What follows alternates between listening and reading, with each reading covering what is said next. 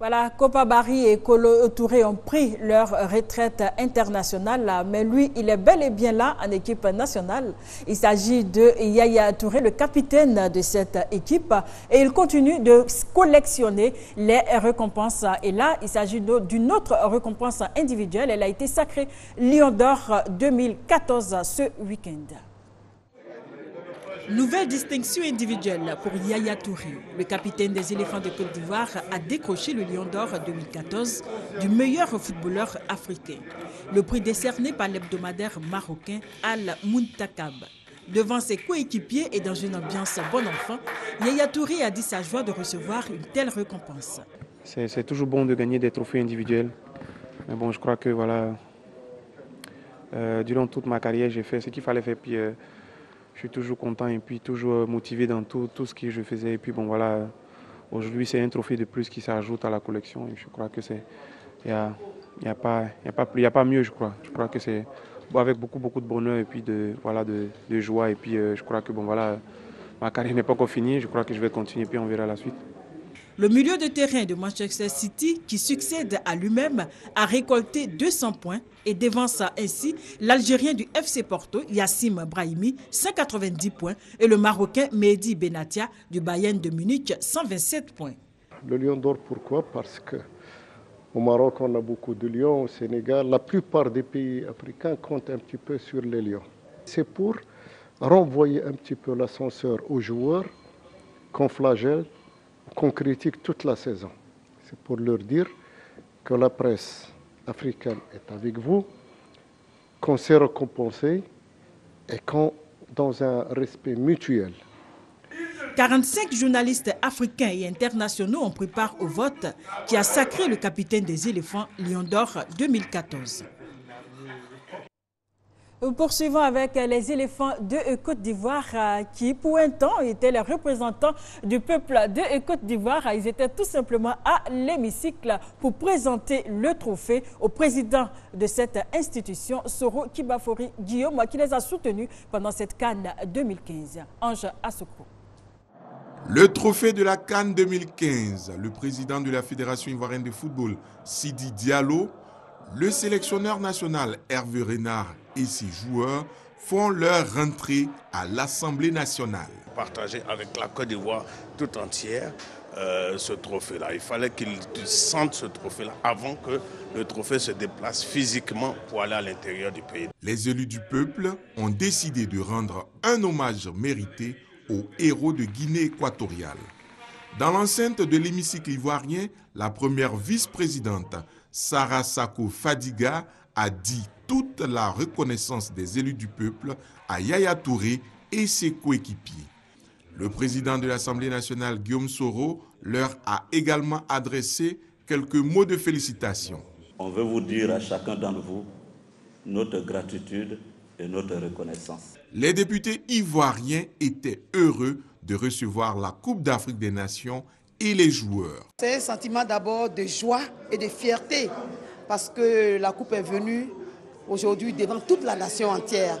Toute la représentation nationale a reçu cette Coupe aujourd'hui. C'est un grand jour pour la Côte d'Ivoire. C'est une première et l'Assemblée, comme on le dit, c'est le palais du peuple. Et le passage de cette coupe dans ce palais confirme l'amour que tout le peuple a pour l'équipe nationale.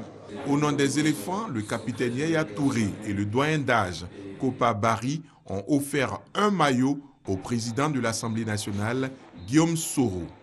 La cérémonie de présentation de la Coupe d'Afrique des Nations aux députés s'est achevée par une photo de famille.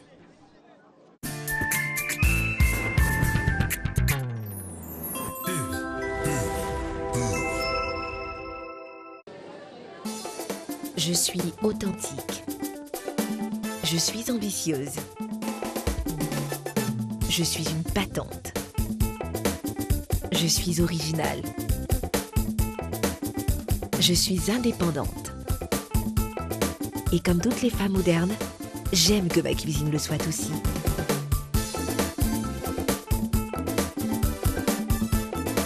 Maxi-Goût, les temps changent. Les femmes aussi.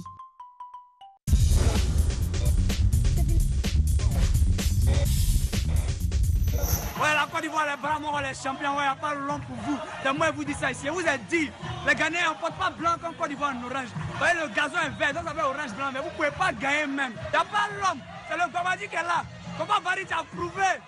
Il n'y a pas l'homme pour toi, tu as prouvé. Tu as un 10, Ronnie Repeat, ta forme de masseur, tu as mis ça sur eux, ouais. Je suis fier de toi. Salut Dieu! Salut Dieu! On a blagué dans le pénalty, là, ils sont arrivés. On avait un squad de basket avec 14 beaucoup là. C'est les plantains, c'est pas blanc. Un bisou!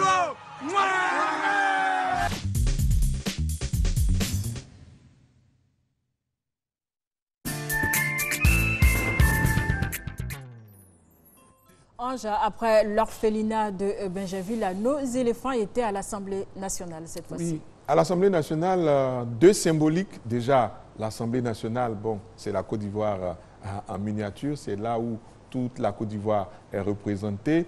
Et en dehors du palais présidentiel, c'est le seul endroit qui a reçu et le trophée et les joueurs. Qui dit joueurs parle également de l'entraîneur et de l'encadrement technique. C'était une cérémonie riche en émotions, surtout quand l'aîné des éléphants, le doyen d'âge Kopa Barry, a pris la parole pour dire qu'ils avaient l'habitude de passer, aller et venir autour de l'Assemblée nationale. Mais les résultats ne suivant pas, ils ne pouvaient pas rentrer à l'Assemblée. Mais cette année, avec la bénédiction de la CAN 2015, eh bien, ils étaient heureux, vraiment comme des gamins, de se retrouver devant les élus du peuple et d'être célébré par ces élus du peuple-là. Je pense que c'était une cérémonie symbolique très, très, très forte. Un bel honneur aussi au président de l'Assemblée nationale. Oui, qui a accompagné cette équipe. À Malabo et à Bata. Oui, parce qu'il a dit, hein, il n'y avait pas beaucoup de personnes qui étaient prêtes à aller avec cette équipe-là pendant cette CAN 2015. Nous étions très nombreux, nous qui ne croyons même pas. J'avoue que cette équipe-là allait passer le premier tour. Mais merci de l'avouer. Oui, mais lui, il est allé là-bas, il a mis quelque peu son titre de président de l'Assemblée nationale en jeu. Mais bon, comme c'est un bon sportif, je pense qu'il a eu la victoire comme les éléphants. Charles, rapidement un mot sur le prix qui a été décerné à Yaya Touré. Ah ouais, le prix, enfin lui-même il a dit, hein, il ne cesse de gagner des trophées. Je le jalouse un peu. Non, soyons sérieux. Je dis, effectivement, je jalouse beaucoup hein, parce que vraiment il le mérite. C'est un très grand footballeur. Et comme le propriétaire du prix lui-même l'a si bien signifié, ce prix-là, c'est vraiment pour aider, encourager les joueurs parce qu'ils sont très souvent flagellés, ils sont très souvent humiliés par la presse. Et donc, c'est juste pour les encourager à leur faire comprendre que leur métier aussi, c'est comme ça. Il faut accepter à un moment donné qu'on te flagelle pour que le lendemain, on puisse te récompenser. En tout cas, je suis très heureux pour ce garçon-là. Merci Charles. Avec vous, Fatima, on va avoir quelques résultats des matchs amicaux qui se sont déroulés ce week-end notamment. Et oui, on va d'abord parler du Cameroun. Le Cameroun s'est incliné face à l'Indonésie. C'était donc mercredi 25 mars. Et puis, ils ont fait un match nul contre la Thaïlande. Et donc, oui, je crois que c'est un match nul. Hein. Il faut que je vérifie. Oui. Mais je pense que c'est bien un match nul, donc 2-2 contre la Thaïlande. L'Égypte a battu la Guinée équatoriale. Donc ça, c'était jeudi avant que la Guinée équatoriale ne vienne en Côte d'Ivoire. Oui. Le Japon a également battu la Tunisie. L'Irak a battu la République démocratique du Congo. Le Ghana s'est incliné face au Sénégal 2-1. Et le Brésil a battu la France 3-1 et la France a battu le Danemark 2-0 hier. Voilà. Merci. Nous restons toujours dans cette discipline qu'on appelle le football. Mais nous allons parler maintenant du tournoi du secteur de l'énergie et du pétrole. Donc, c'était la deuxième journée le week-end dernier. Et là, le fait marquant, c'est que la Côte d'Ivoire, la RTI, bien sûr, chez les dames, a battu 2-0 les dames de Petrosi. Le reportage de Ange Assoukou.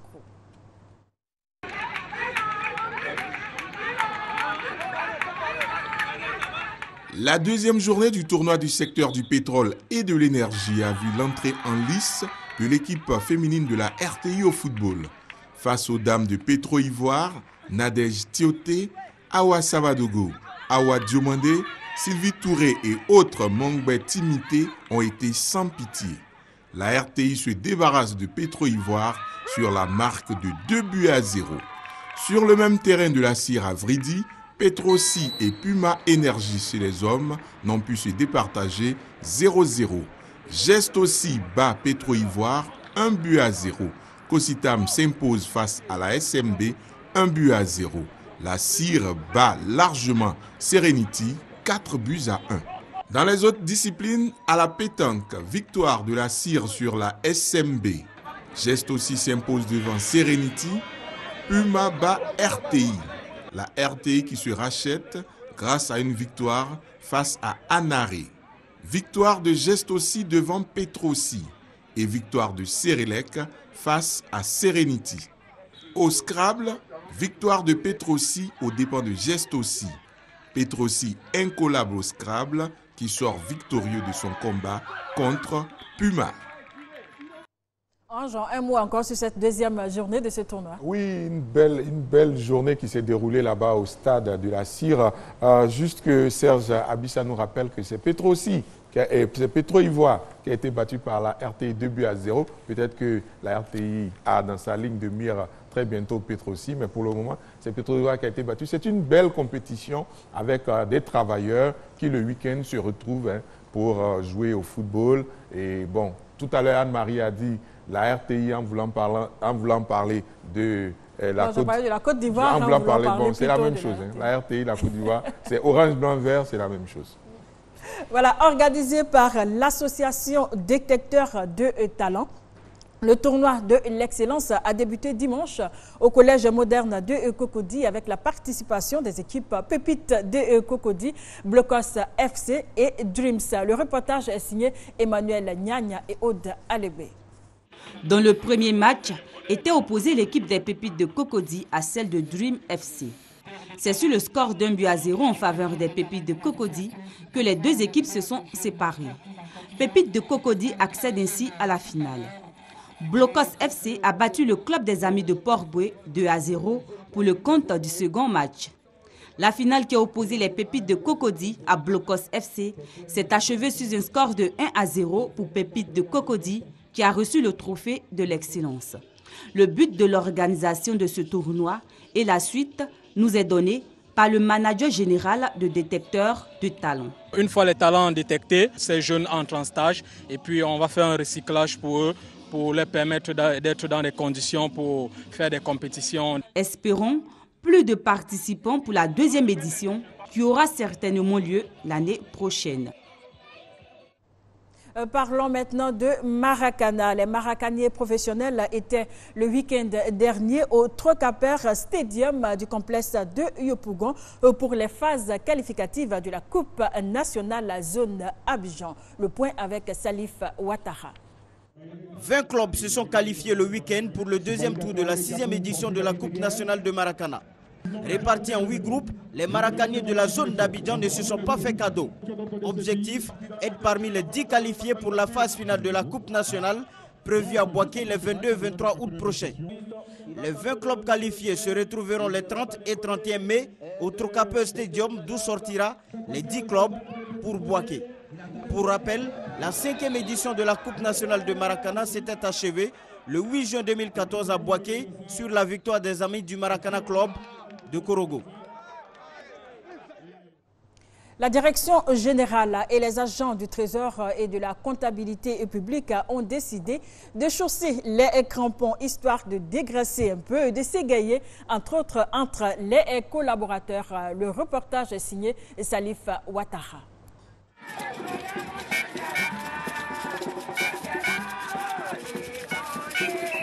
Agents, syndicats, premiers responsables du Trésor et de la comptabilité publique se sont retrouvés le samedi 28 mars à Yopougon pour le lancement d'un tournoi de Maracana dénommé Tournoi de la Fraternité, doté du trophée Adama Koné. Objectif affiché, renforcer la cohésion entre collaborateurs à travers le sport. Aujourd'hui, donc, c'est une fête parce que de temps en temps, il faut arriver à décompresser. Nous sommes permanemment sous tension compte tenu de l'importance de notre mission au niveau de l'État ivoirien. Et donc, de temps en temps, il faut également décompresser. C'est un moment récréatif pour nous, les agents du Trésor, de se retrouver en famille, de collaborer encore hors du cadre du travail. Au menu, Un match de gala en l'honneur des femmes du Trésor, un hommage aux responsables administratifs et une finale homme opposant la trésorerie de Marcory à celle de Yamoussoukro en hommage au ministre d'État, ministre des Affaires étrangères, Charles Dibi Kofi, ancien directeur général de l'institution financière. Un match soldé par la victoire des trésoriers de Marcory, 3-1. Nous avons préalablement joué les 2 finales restées en suspens depuis 2007 du trophée Dibi Kofi Charles. Aujourd'hui, nous avons lancé donc le tournoi Kona Adama pour permettre aux agents d'être permanemment en activité sportive pour pouvoir être en bonne santé. Cette aventure au niveau du Trésor public, nous l'avons commencé ensemble depuis les années 80.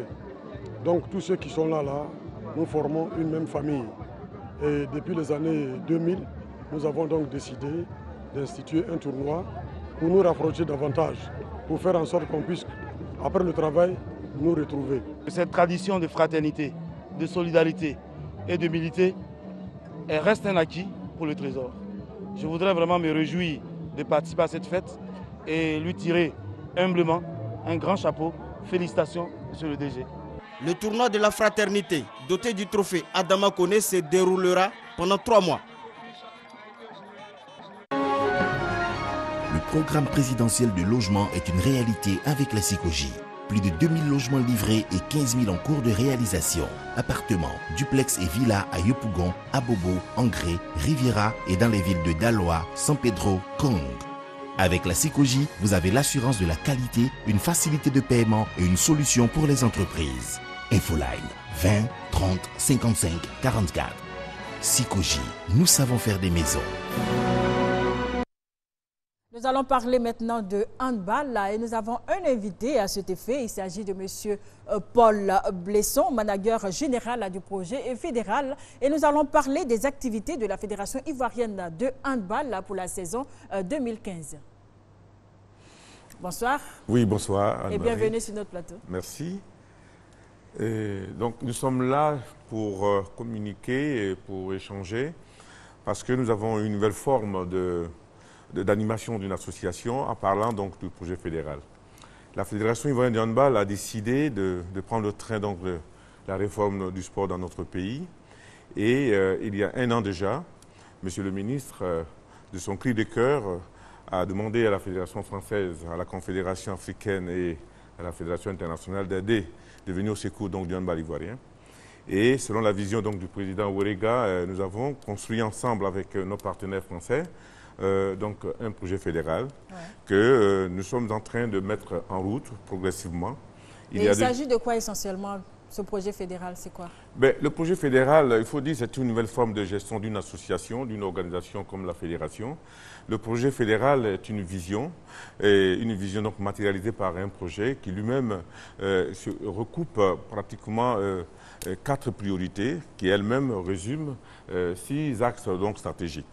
Alors, il faut dire que le handball ivoirien a connu depuis ces dernières années un temps mort et grâce donc à cette activité, à cette forme donc de gestion, nous allons essayer donc de le ramener à partir donc des 4 priorités.